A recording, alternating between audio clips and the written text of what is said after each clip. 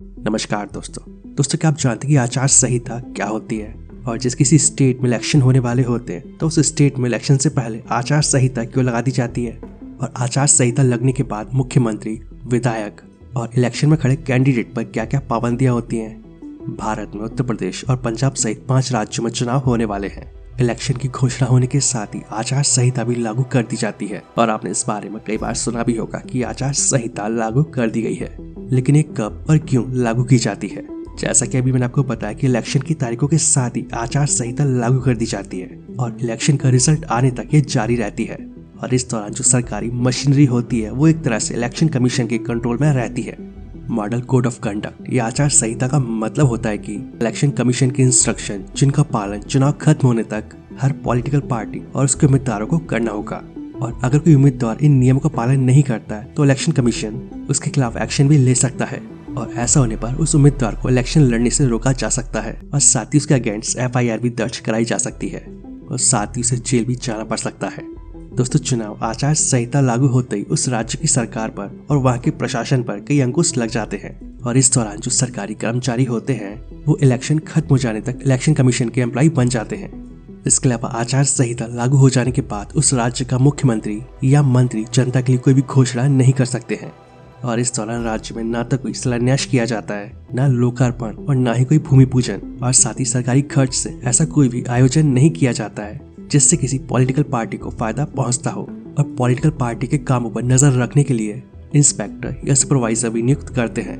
दोस्तों, आचार संहिता लगने के बाद राज्य सरकारें एक तरह से निहत्ती हो जाती है। सरकार का कोई भी मंत्री, विधायक, यहाँ तक कि मुख्यमंत्री भी इलेक्शन की प्रोसेस में शामिल किसी भी अधिकारी से नहीं मिल सकता है। राज्य सरकार का कोई भी मंत्री या कोई भी राजनीतिक पार्टी का कार्यकर्ता सायरन वाली कार का इस्तेमाल नहीं कर सकता है, फिर चाहे वो गाड़ी उसकी पर्सनल गाड़ी ही क्यों ना हो। सरकारी हवाई जहाज या गाड़ियों का इस्तेमाल किसी पॉलिटिकल पार्टी या कैंडिडेट को फायदा पहुंचाने के लिए नहीं किया जा सकता है और इस दौरान मंत्री या मुख्यमंत्री अपनी सरकारी गाड़ी का इस्तेमाल अपने आधिकारिक निवास से अपने ऑफिस तक केवल सरकारी काम के लिए ही कर सकते हैं। आचार संहिता में सरकार किसी भी सरकारी अधिकारी या कर्मचारी की पोस्टिंग या ट्रांसफर नहीं कर सकती है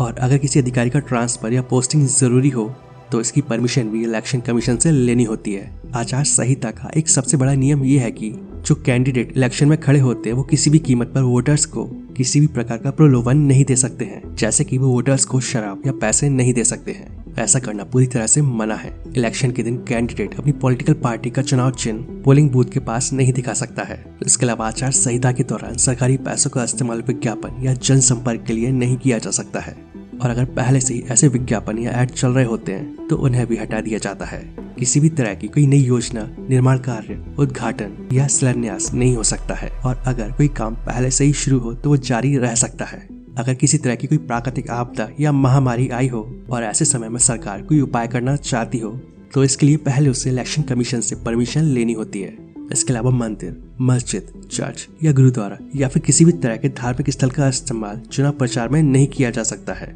चुनाव प्रचार के लिए पॉलिटिकल पार्टियां कितनी भी 2 व्हीलर गाड़ियों का इस्तेमाल कर सकती हैं, लेकिन पहले उन्हें इसके लिए रिटर्निंग ऑफिसर से परमिशन लेनी होती है। किसी भी पॉलिटिकल पार्टी या कैंडिडेट को रैली या फिर जुलूस निकालने या चुनावी सभा करने के लिए पहले पुलिस से परमिशन लेनी होगी और अगर कोई रैली भी होनी है तो सुबह 6 बजे से पहले और रात 10 बजे के बाद नहीं होगी। दोस्तों, आचार संहिता के दौरान मंत्री, मुख्यमंत्री और विधायक पर कई तरह की पाबंदी लग जाती है और अगर सरकार कुछ भी करना चाहती है तो उसे पहले इलेक्शन कमीशन से परमिशन लेनी होती है और केंद्र या फिर राज्य सरकार का कोई भी मंत्री चुनाव की प्रक्रिया में शामिल किसी भी अधिकारी को नहीं बुला सकता है और अगर कोई आचार संहिता का उल्लंघन करता है तो उसके प्रचार करने पर रोक लगाई जा सकती है और आचार संहिता का उल्लंघन करने वाले कैंडिडेट के खिलाफ FIR दर्ज की जा सकती है और उस पर मुकदमा चलाया जा सकता है। दोस्तों, इतना ही नहीं, ऐसा करने पर जेल जाने का प्रावधान भी है। दोस्तों, चुनाव आयोग यानी कि इलेक्शन कमीशन का मुख्य काम होता है चुनाव करवाना और उन चुनाव यानी कि इलेक्शन में कोई धांधली ना हो, वो चुनाव निष्पक्ष रूप से हो,